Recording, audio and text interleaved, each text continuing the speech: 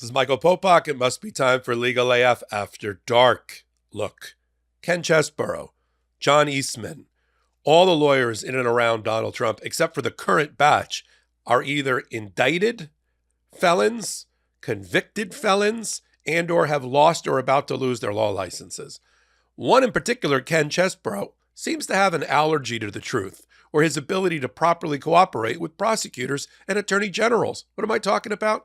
He pled guilty to a felony in Georgia for having concocted, along with Donald Trump, John Eastman, and others, this fake elector scheme to use fake elector certificates to try to throw a monkey wrench into the certification of electoral votes in order to throw the election and send it off to the House of Representatives to let each state's delegations, and there's more Republican delegations than Democratic, to allow them to pick the president. Who would that be? Donald Trump.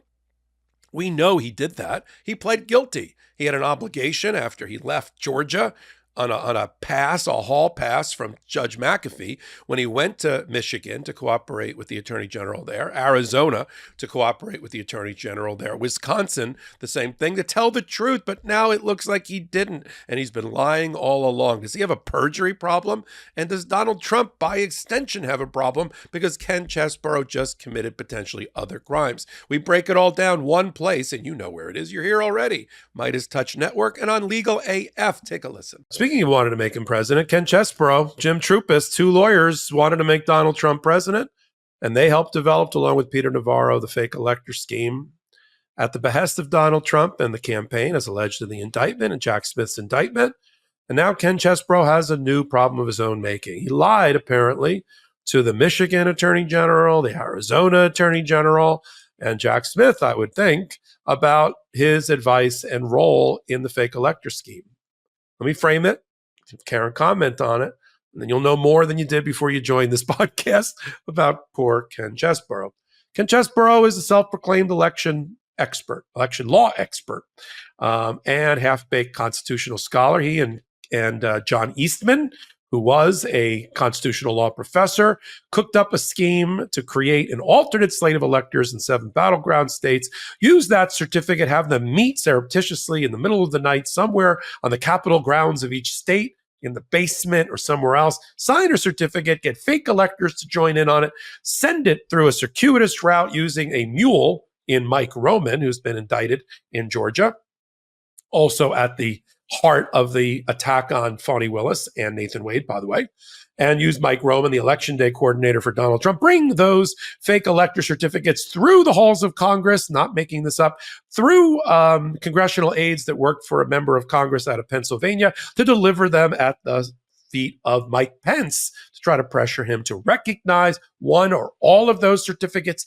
instead of the real slate of electors for each state to make Joe Biden the president, and throw the entire thing into some sort of chaos so that it would be the election would not be decided by the electoral vote based on the popular vote in each state, but by the House, which is, if you just count congressional delegations, not by size, but by number, there's more Republican delegations than there are Democrat. And so Trump would win the presidency despite our vote. That's all Ken Chesebro did. But when he gave his testimony to Fani Willis and to Arizona and Michigan, he just said, no. My advice, I'm just a lawyer. I'm just a poor country lawyer wearing a MAGA red hat, walking around on Jan 6th with Alex Jones. All I said was create the fake the alternate electors, but only use them if one of the lawsuits is successful in any of these battleground states and there's a decision by a judge based on evidence that there's been fraud. That's all I said.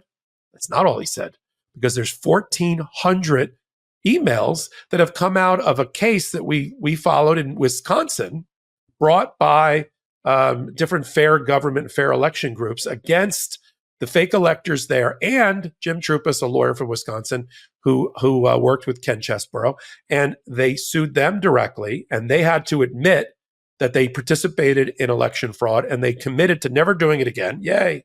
But there was also 1,600 documents, emails and text messages, mainly between Troupis and Chesbro, which is completely different than the testimony that he gave under oath to all of these people, and the basis for his immunity or proffered deal, meaning they could now prosecute him for perjury, because in those texts, he said, Yeah, we just need the fake electors for political cover. Just get us into the halls of Congress, and then Mike Pence can sort of recognize them. No mention of the lawsuits. We don't need the lawsuits. We don't need no stinking lawsuits. All we need is fake elector certificates, which is exactly the opposite of what he told to all the investigators who were just trying to do their job and investigate what really happened here. And then he has there's a new version of what went down when Trupis and Chesbro met with Donald Trump for a photo op in December, right after the election, before Jan 6th, that was arranged by Rance Priebus, what a name, who used to be the Republican national chairman. Then he became a short time chief of staff, one of the many chiefs of staffs for Donald Trump.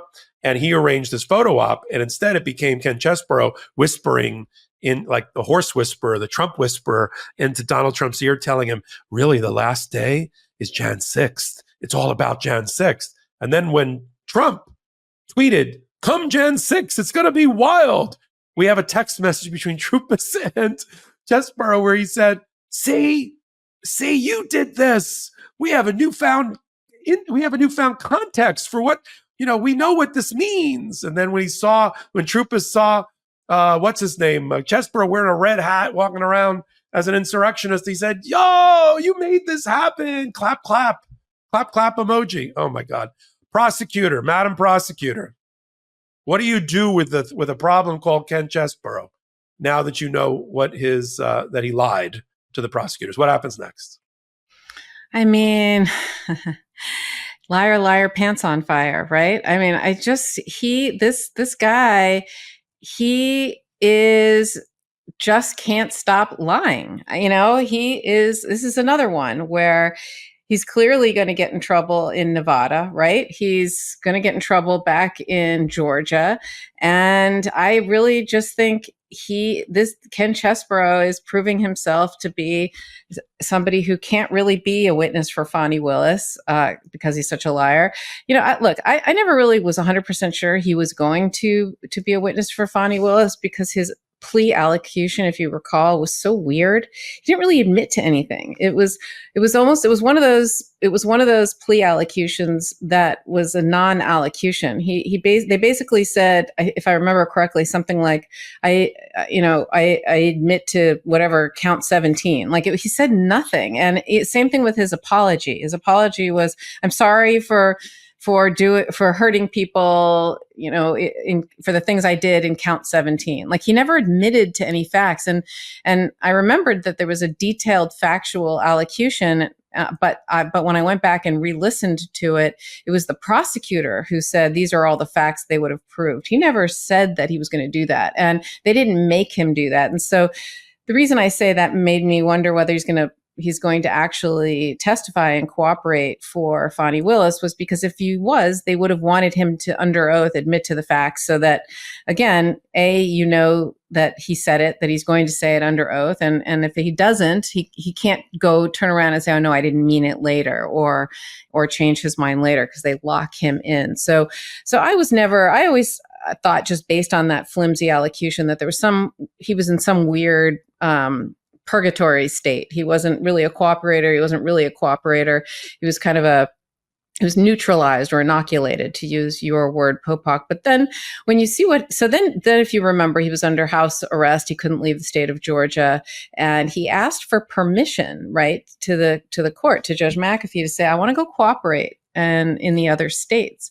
And now it's coming out, what you just described, it's all coming out that he's still lying. He is still lying on behalf of Donald Trump. He will not give all this up. He will not let it go. That that he really, I think, is digging in and digging his heels in on the fact that this fake elector, that this whole thing, that he could still go along with this fake elector scheme.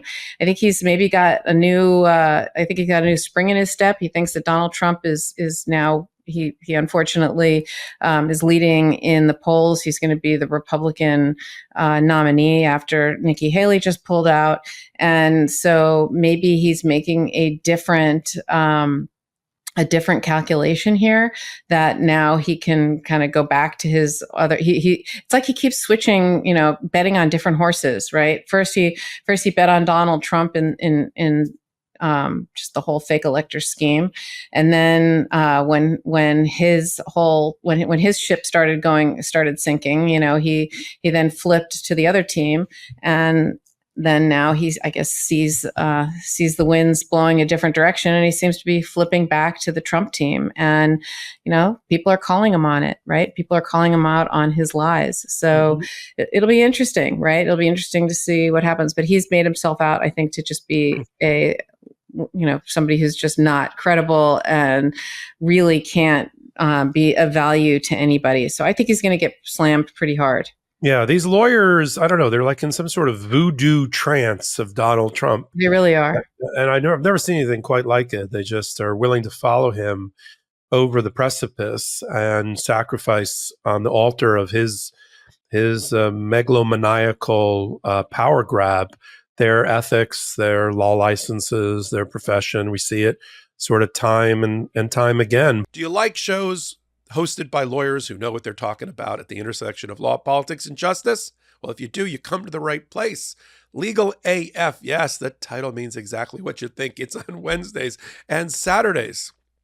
Wednesday, I co-anchor it with Karen Friedman Agnifilo. Saturday with Ben Meiselas. And then we do hot takes like this one at that intersection of law, politics, and justice, and curate the top 4 or 5 shows or 4 or 5 stories that we think per show.